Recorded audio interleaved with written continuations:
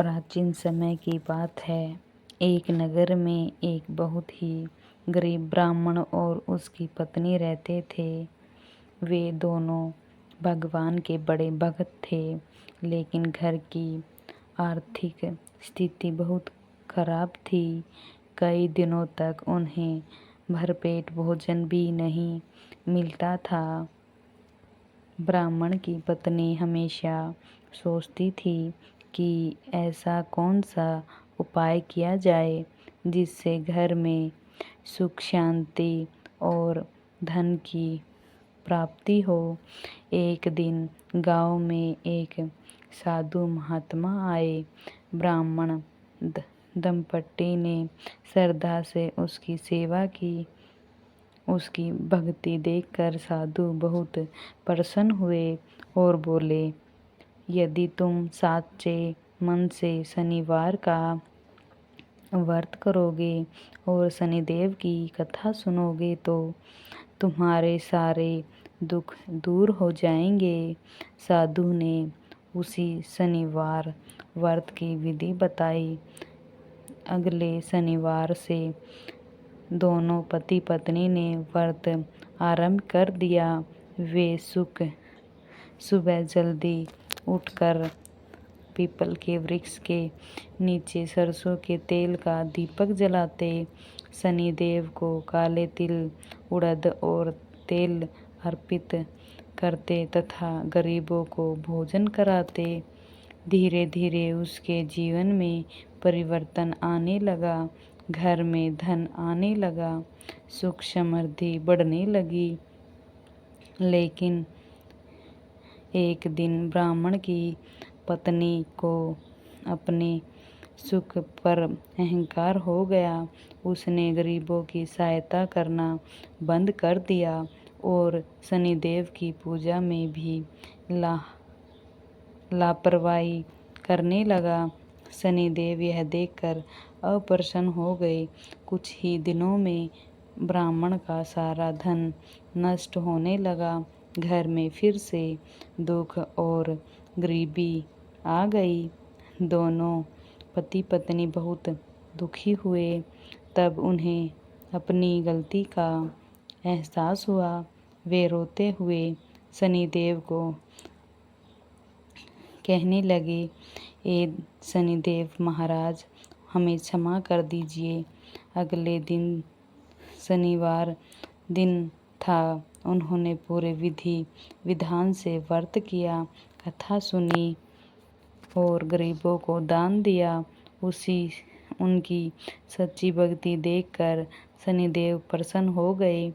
शनिदेव ने आशीर्वाद देते हुए कहा, जो भी भक्त सच्चे मन से शनिवार का व्रत करेगा, कथा सुनेगा और जरूरतमंदों की सहायता करेगा, उसके जीवन के सभी कष्ट दूर हो जाएंगे। इसके बाद ब्राह्मण दंपत्ति का जीवन फिर से खुशमय हो गया। उसके घर में कभी किसी चीज़ की कमी नहीं रही। बहुत समय पहले एक राजा था। उसका नाम विकल्प था। वह न्यायप्रति और प्रजा का हित चाहने वाला राजा था। एक दिन नवग्रह में यह विवाद हुआ कि सबसे बड़ा कौन है। सभी ग्रह राजा विकल्प के पास पहुँचे और निर्णय करने का कहा। राजा ने सोचा और विचार कर सभी ग्रहों के लिए अलग अलग धातुओं के सिंहासन बनवाए।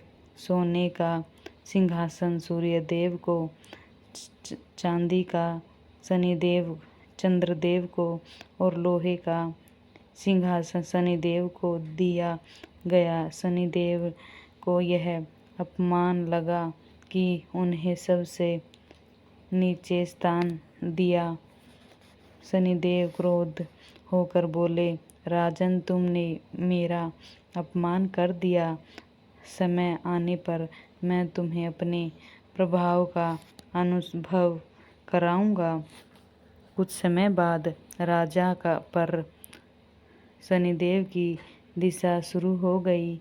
राजा का राज्य छिन गया, धन समाप्त हो गया और उसे अपने नगर से दूर जाना पड़ा। रास्ते में चोरों ने उसका सामान भी लूट लिया।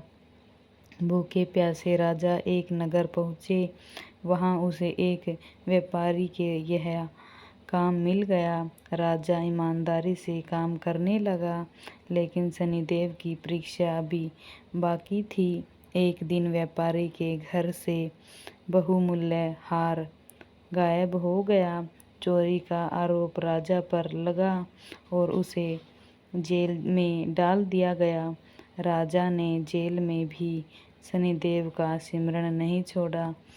हर शनिवार के व्रत रखते और भगवान से प्रार्थना करता। उसकी भक्ति देखकर शनिदेव प्रसन्न हुए। एक रात शनिदेव व्यापारी के शव रूप सपने में और बोले, राजन निर्दोष है और उन्हें तुरंत मुक्त किया जाए।